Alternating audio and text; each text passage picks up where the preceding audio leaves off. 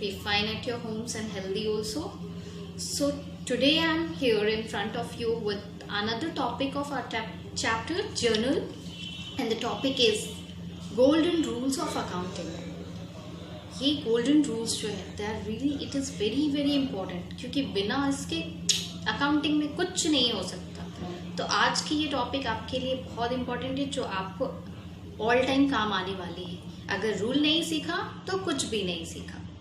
So let's start with the rule. और उस rule के साथ साथ आज मैं आपको फॉर्मेट भी बताने वाली हूँ कि हम रूल सीखने के बाद एंट्रीज करते कहाँ हैं, वो भी बताने वाली हूँ. तो चलिए स्टार्ट करते हैं with the rules of golden rules of accounting. So तो रूल की अगर मैं बात करूँ, इसके नाम से इसको गोल्डन रूल कहा गया है. गोल्डन यानी very very important, very precious. ऐसे तो हम इसको रूल्स ऑफ जनरलाइजिंग भी कहते हैं, लेकिन इसको एक अलग से नाम दिया गया है गोल्डन रूल्स का. गोल्डन जैसे प्रीशियस होता है ना गोल्ड, बस उसी तरह ये रूल्स भी हमारे लिए प्रीशियस है, जो ऑल टाइम हमें काम आने वाले हैं. तो इन रूल्स में भी जैसे डिफरेंट टाइप्स ऑफ अकाउंट हमने पढ़ा था, उन्हीं तीनों टाइप का डिफरेंट रूल्स है, जो already double entry system explain करते वक्त मैंने आपको कैटेगरी टाइप्स के साथ साथ रूल्स भी बताया था. आज फिर मैं आपको एक्सप्लेन करने वाली हूँ इन रूल्स को. तो सबसे पहले स्टार्ट करते हैं with personal account. Personal account की अगर मैं बात करूँ तो पर्सन से रिलेटेड, जिसमें हम जानते हैं कि पर्सन से रिलेटेड में तीन कैटेगरीज होती है. एक होता है हमारा नेचुरल पर्सन, दूसरा artificial, and the third one is representative personal. ये तीन कैटेगरी होती है. तो पर्सनल अकाउंट में होता है जब भी ट्रांजैक्शंस होते हैं, इधर वो पर्सन टू पर्सन हो, या फिर एक natural person to artificial person हो, या हमारा natural person to representative person हो. कोई भी एक दूसरे की इन तीनों के बीच में अगर किसी से भी एक दूसरे से ट्रांजैक्शन होता है, या related to another account also, तो पर्सनल अकाउंट के लिए हम एक रूल फॉलो करते हैं, और वो हमारा रूल है debit the receiver and credit the giver. यहाँ पे रिसीव करने वाले को डेबिट और गिवर जो देने वाला होता है उसको हम क्रेडिट करते हैं. चलिए इसके लिए मैं बहुत एक अच्छा सा एग्जाम्पल देती हूँ. मैं अपनी ही अगर बात करूँ, मैं किसी शॉप पे गई और मुझे कुछ लेना था. जैसे मैंने कुछ क्लोथ्स खरीदे, कपड़े पसंद आए, फेस्टिव सीजन चल रहा है, तो कुछ कपड़े अगर खरीदने हो मुझे खरीदना, तो मैं शॉपकीपर के पास अगर गई, किसी शॉप में गई, मैंने शॉपकीपर से क्लोथ्स लिया. अब ये अगर मैंने क्लोथ्स खरीदा है, तो यहाँ मैं क्या हो गई, रिसीवर. इस क्लोथ्स को लेने वाली मैं रिसीवर हो गई, and I am a natural person, तो ऑब्वियसली मेरा अकाउंट क्या हो जाएगा, रिसीवर होने की वजह से मेरा अकाउंट हो जाएगा डेबिट. और यहाँ एक और पर्सन की बात हो रही है, ये गुड्स को देने वाला है, गिवर है, तो ये क्या हो जाएगा, ये जो गिवर है ये इसका अकाउंट हो जाएगा क्रेडिट. इसी तरह से पर्सनल अकाउंट से रिलेटेड ट्रांजेक्शन जो होते हैं वो रिसीवर को डेबिट करते हैं और गिवर को क्रेडिट करते हैं. ये तो बात हो गई पर्सनल अकाउंट की. अब अगर मैं दूसरे कैटेगरी की बात करूं, जो है हमारा रियल अकाउंट, तो रियल की अगर मैं बात करूं तो सबसे पहले मैं ये जानना चाहूंगी कि रियल अकाउंट किससे रिलेटेड है. पर्सनल अकाउंट तो पर्सन से रिलेटेड है, बट रियल अकाउंट किससे रिलेटेड है, ये ऑलरेडी मैं आपको डबल एंट्री सिस्टम एक्सप्लेन करते वक्त कर चुकी हूँ. तो आप सब कमेंट में ज़रूर बताइएगा कि ये रियल अकाउंट किससे रिलेटेड है. ज़्यादा टाइम ना लेते हुए, कोई बात नहीं, अभी फ्लैश बैक में उस वीडियो को देखने की ज़रूरत नहीं है, आप बाद में आराम से कमेंट करिएगा कि रियल अकाउंट किससे रिलेटेड है. अब मैं एक्सप्लेन कर देती हूँ. ये जो रियल अकाउंट है, ये वैसे तो थिंग्स से रिलेटेड होता है. थिंग्स में जनरली रियल अकाउंट में हमारे आते हैं एसेट्स. जो एसेट्स होते हैं उसको हम रियल अकाउंट की कैटेगरी में रखते हैं, जिसमें ऑलरेडी मैंने एक्सप्लेन किया था एसेट्स को टैंजिबल इनटैंजिबल की कैटेगरी में. जो भी एसेट्स होंगे वो रियल अकाउंट की कैटेगरी में आते हैं. जैसे एग्जांपल के लिए मैं बताऊं तो मशीनरी है हमारा, गुडविल है, फर्नीचर है, ये सारा हमारा रियल अकाउंट से रिलेटेड है. तो इन चीज़ों के लिए भी रूल है. इनसे रिलेटेड जो भी ट्रांजेक्शन्स होंगे उनके लिए हम रियल अकाउंट का रूल फॉलो करते हैं, और उस कैटेगरी के अंदर हम करते हैं debit what comes in and credit what goes out. जो भी चीज़ आएगी उसको हम डेबिट करेंगे, और जो भी चीज़ जाएगी उसको हम क्रेडिट करेंगे. तो इसको भी एक एग्जाम्पल्स के थ्रू मैं आपको समझाती हूँ. जैसे अगर मैंने मशीनरी खरीदा है, तो मैं मशीनरी खरीद रही हूँ, मेरा ऑर्गेनाइजेशन है, मैं अपना बुक्स ऑफ अकाउंट अगर मेंटेन कर रही हूँ, तो इस मशीनरी को परचेज किया तो मुझे इसको मेंटेन करना होगा ना अपने बुक्स अकाउंट में, इसको रिकॉर्ड करना होगा इस ट्रांजैक्शन के बारे में. तो यहाँ मशीनरी खरीदने के लिए व्हाट कम्स इन, क्या आ रहा है मेरे पास, मशीनरी आ रही है, तो डेफिनेटली ये जो मशीनरी अकाउंट है इसको मैं डेबिट कर दूंगी। अब बात करूं, अगर मशीनरी खरीदने के लिए मैंने कुछ पैसे दिए होंगे, जैसे कैश में अगर खरीद के मैं ला रही हूं, तो कैश अगेन इज इन, ये एसेट्स है हमारा। तो यहाँ पे एक एसेट्स हम लेके आ रहे हैं और दूसरा हम दे रहे हैं, तो इसीलिए जो हम दे रहे हैं व्हाट गोज आउट, कैश जा रहा है, तो यहाँ पे टू कैश अकाउंट करके हम इसके अकाउंट को हम कर देंगे क्रेडिट। कैश अकाउंट जो है वो हमारा हो जाएगा क्रेडिट। ये हो गया रियल अकाउंट का रूल, और इस तरह से हम इसको अप्लाई करते हैं। नेक्स्ट और थर्ड कैटेगरी जो हमारी आती है वो है नॉमिनल अकाउंट की।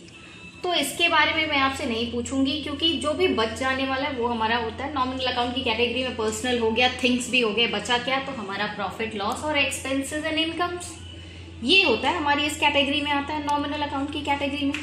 तो यहाँ अब एक्सपेंसेस, लॉसेस, इनकम्स, प्रॉफिट, 4 चीजें हैं, लेकिन इन 4 चीजों को हम सिर्फ और सिर्फ 2 कैटेगरी में बांटते हैं।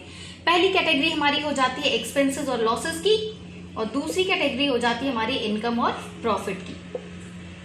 तो इसीलिए 2 कैटेगरी में बांटने के बाद अब हम रूल अप्लाई करेंगे। तो debit all the expenses and losses, जितने भी एक्सपेंसेस और लॉसेस होंगे उनको हम डेबिट में करते हैं, और क्रेडिट करते हैं सारे इनकम्स और प्रॉफिट, जो भी इनकम और प्रॉफिट होगा उसको हम क्रेडिट करेंगे। तो इसके लिए एग्जाम्पल के लिए मैं समझाती हूँ, जैसे पेड सैलरी, अगर मैंने किसी को सैलरी दिया है 2000 रुपीज, अगर मैंने सैलरी दिया है अपने स्टाफ को या अपने अंदर जो भी मेरे ऑर्गेनाइजेशन में एम्प्लॉय है उसको, तो यहाँ पे डेबिट ऑल द एक्सपेंसेस है। ये जो सैलरी मैं दे रही हूँ ये मेरे लिए क्या है, एक्सपेंस ही तो है, खर्च है, तो इसीलिए यहाँ पे सैलरी अकाउंट को मैं डेबिट करूंगी। ठीक है, ये जो सैलरी में, अगर मैंने अपना कोई घर रेंट पे लगा रखा है और उसके बदले मुझे रेंट रिसीव हो रहा है, तो वो जो रेंट मुझे मिल रहा है वो मेरे लिए क्या है, इनकम है। तो जब भी ये रेंट मुझे रिसीव होगा, तो ये इनकम रिसीव होने की वजह से रेंट अकाउंट को मैं क्रेडिट करूंगी अपने बुक्स में जब भी ट्रांजैक्शंस रिकॉर्ड करूंगी। तो ये हो गया हमारा नॉमिनल अकाउंट का रूल। तो स्टूडेंट्स, मुझे लगता है कि अब आपको ये तीनों रूल्स जो है बहुत अच्छे से समझ में आ गया होगा, और अब आप इसको कभी भी भूलने वाले नहीं हैं, और भूलना भी मत, क्योंकि भूल गए अकाउंट गोल्डन रूल, अगर भूल गए तो अकाउंटिंग में फिर कुछ भी नहीं होने वाला। So always remember this rule. अब रूल समझ लिया, तो ट्रांजैक्शन से पहले बात आती है कि गुड्स क्या होते हैं, क्योंकि जो भी हम बिजनेस करने वाले हैं वो क्या है, हमारा बिजनेस, हमारा ऑर्गेनाइजेशन किस पे डिपेंडेंट है, गुड्स पे। वो मैन्युफैक्चर होता है, सेल होता है, परचेज होता है और सेल होता है।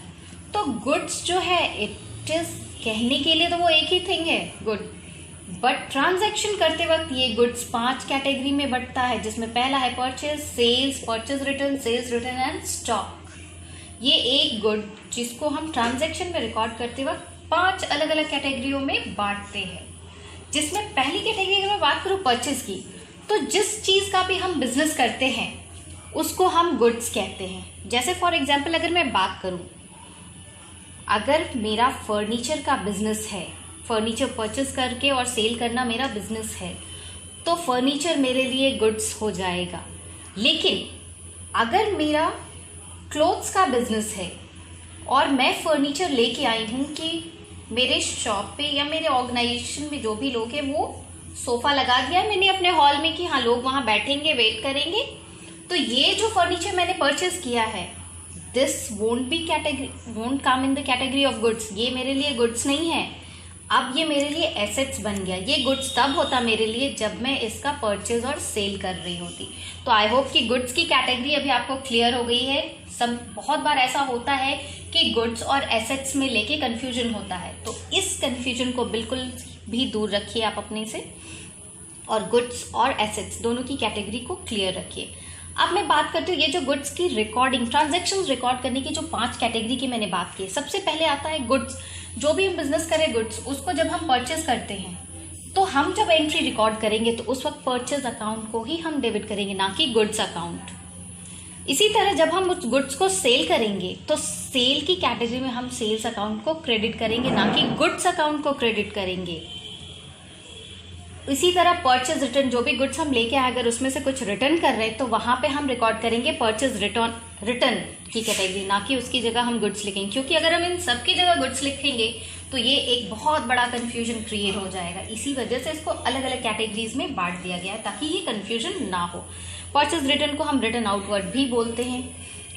नेक्स्ट आता है हमारा कैटेगरी सेल्स रिटर्न का। तो सेल्स रिटर्न में जब भी जो भी सेल्स हमने किया है वो अगर हमारे पास वापस आ रहा है किसी भी रीजन से तो वो हमारे लिए सेल्स रिटर्न है, और इसकी जगह पे भी हम सेल्स रिटर्न लिख के ही रिकॉर्ड करेंगे, ना कि गुड्स लिखेंगे। और सेल्स रिटर्न को हम रिटर्न इनवॉर्ड भी कहते हैं। ये होगी डिफरेंट 4 कैटेगरीज। नेक्स्ट हमारा आखिरी जो कैटेगरी है वो होता है स्टॉक का। तो ये जो स्टॉक है, स्टॉक हमारे उन गुड्स को हम कहते हैं जो कि हम परचेस करके लाए और जब तक हमने उस गुड्स को सेल नहीं किया है तब तक वो हमारे लिए स्टॉक है। और इसके साथ साथ पूरे ईयर एंड होने के बाद परचेज गुड्स हमारा जो भी है या मैन्युफैक्चर किया है, परचेज किया है, उसको हमने सेल किया, पूरे ईयर एंड होने के बाद जो भी हमारे सेल्स करने के बाद गुड्स बच जाते हैं उनको भी हम स्टॉक कहते हैं। स्टॉक की भी डिफरेंट कैटेगरीज होती है। एक होता है ओपनिंग स्टॉक और दूसरा होता है क्लोजिंग स्टॉक का। तो ये जो ओपनिंग और क्लोजिंग है इसको भी मैं अभी थोड़ा शॉर्टली ही क्लियर कर दूं। हालांकि अभी इसको और अच्छे से एक्सप्लेन से आप मेरे नेक्स्ट वीडियोस में देखोगे। क्लोजिंग स्टॉक जो है वो जब भी ईयर एंड में हमारे पास जो भी स्टॉक ऑफ गुड्स बचता है उसको हम क्लोजिंग स्टॉक बोलते हैं। यही क्लोजिंग स्टॉक हमारे लिए ओपनिंग बन जाता है जब हम नेक्स्ट ईयर उन गुड्स से अपना बिजनेस शुरू करते हैं, वही गुड्स हमारे लिए ओपनिंग स्टॉक बन जाते। तो ये हो गया स्टॉक की category, opening and closing stock. तो स्टूडेंट आई थिंक कि गुड्स का जो भी कंफ्यूजन होता है वो भी आपको क्लियर है, और क्यों उसको परचेज रिटर्न, सेल्स रिटर्न और स्टॉक की कैटेगरी में हम रिकॉर्ड करते हैं ड्यूरिंग द ट्रांजेक्शन, ये भी क्लियर हो गया होगा। अगर ये नहीं किया, अगर इस कैटेगरीज में हम नहीं करेंगे तो गुड्स को लेके बहुत बड़ा कंफ्यूजन हो जाएगा और ईयर एंड में हम अपने ही अकाउंट को, अपने ही ट्रांजेक्शन्स को जो हमने रिकॉर्ड किया है हमें कुछ भी समझ में नहीं आएगा। तो इसी कंफ्यूजन को दूर करने के लिए हम डिफरेंट कैटेगरीज को यूज करते हैं। तो रूल्स जानने के बाद अब बात करते हैं फॉर्मेट की, क्योंकि फॉर्मेट का जानना भी जरूरी है। जब रूल सीख लिया तो जब जर्नल में एंट्री करेंगे, कैसे एंट्री तभी कर सकते हैं जब उसका फॉर्मेट जानेंगे। तो फॉर्मेट में हमारे इस जर्नल के फॉर्मेट में 5 कॉलम्स होते हैं। सबसे पहला हमारा होता है डेट का कॉलम। तो ये जो डेट का कॉलम है इसमें हम डेट वाइज ट्रांजेक्शन्स को रिकॉर्ड करते हैं पर डे का। इसी वजह से जर्नल की कैटेगरी में, जर्नल के फीचर्स में हमने पढ़ा था कि जर्नल जो है वो हमारा क्रोनोलॉजिकल ऑर्डर में हम ट्रांजैक्शंस को रिकॉर्ड करते हैं, जिसका मतलब होता है डे टू डे ट्रांजैक्शंस। तो डेट वाइज हम यहाँ रिकॉर्ड करते हैं, तो यहाँ डेट हम फिल करेंगे। नेक्स्ट कॉलम हमारा है पर्टिकुलर्स का। तो ये जो पर्टिकुलर्स का कॉलम है, यहीं पे तो हम अपने रूल्स को अप्लाई करते हैं और कौन सा अकाउंट डेबिट होगा और कौन सा क्रेडिट यहाँ मेंशन करते हैं। जो भी अकाउंट डेबिट होगा उसको फर्स्ट लाइन में लिख के डेबिट, और जो अकाउंट क्रेडिट होता है उसको क्रेडिट नहीं लिखते लेकिन to the particular account name लिख के छोड़ देते हैं। और फिर यहाँ नीचे डिस्क्रिप्शन लिखते हैं ब्रैकेट के अंदर कि ये ट्रांजैक्शंस किससे रिलेटेड है, क्या है। अब बात करते हैं ये एलएफ का, जो ये पतला सा कॉलम बना है। ऐसे देख के आपको लग रहा होगा कि ये यूजलेस सा कॉलम है, बट नहीं, यूजलेस बिल्कुल भी नहीं है। इस कॉलम का भी अपना यूज है। ये जो एलएफ का कॉलम है जिसका मतलब होता है लेजर फोलियो, तो ये एलएफ कॉलम में हम जनरली फिल करते हैं page number of the laser book. Laser book का पेज नंबर फॉलो करते हैं। लेजर बुक आपके लिए थोड़ा नया टर्म है, मैं पहले वो समझा दूं लेजर बुक क्या है।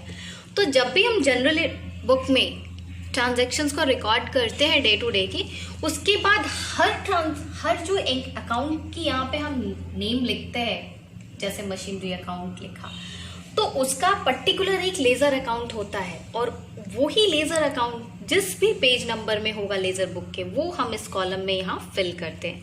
हालांकि ये ओरिजिनली जब ट्रांजैक्शंस, बिजनेस ट्रांजैक्शंस रिकॉर्ड होते हैं तभी इस कॉलम की जरूरत है। क्वेश्चन के वक्त हम इसको नहीं यहाँ पे फिल करते क्योंकि क्वेश्चन में हमारा पेज नंबर जो है वो गिवन नहीं होता है। अब नेक्स्ट बात करें अमाउंट कॉलम की, तो यहाँ पे अमाउंट का आप देख रहे हैं 2 कॉलम गिवन है, एक डेबिट के लिए और दूसरा क्रेडिट के लिए। तो according to this particular column, debit column में डेबिट का अमाउंट फिल करेंगे, और जो भी हम नीचे टू क्रेडिट करके लिखने वाले हैं उसका क्रेडिट कॉलम में अमाउंट फिल करेंगे। डेबिट और क्रेडिट दोनों का अमाउंट जो है वो सेम होता है, और इस तरह से हमारा ट्रांजैक्शन जो है वो रिकॉर्ड हो जाता है। हर एक ट्रांजैक्शंस को हम डेट वाइज एक एक करके रिकॉर्ड करते जाते हैं और इसी के बाद हम दूसरा बुक मेंटेन करते हैं जो कि होता है हमारा लेज़र बुक, जो आप इसके बाद के चैप्टर्स में पढ़ोगे। तो this is all about the format. तो स्टूडेंट्स, आज की इस वीडियो में हमने गोल्डन रूल्स के बारे में सीखा जो बहुत इंपॉर्टेंट है, जिसके बिना अकाउंटिंग हम कर नहीं सकते। और दूसरा हमने फॉर्मेट सीखा, गुड्स की कैटेगरी सीखा, जो कन्फ्यूजन क्रिएट होता है। आई होप कि अब आपके साथ ये कन्फ्यूजन बिल्कुल भी नहीं होने वाला है।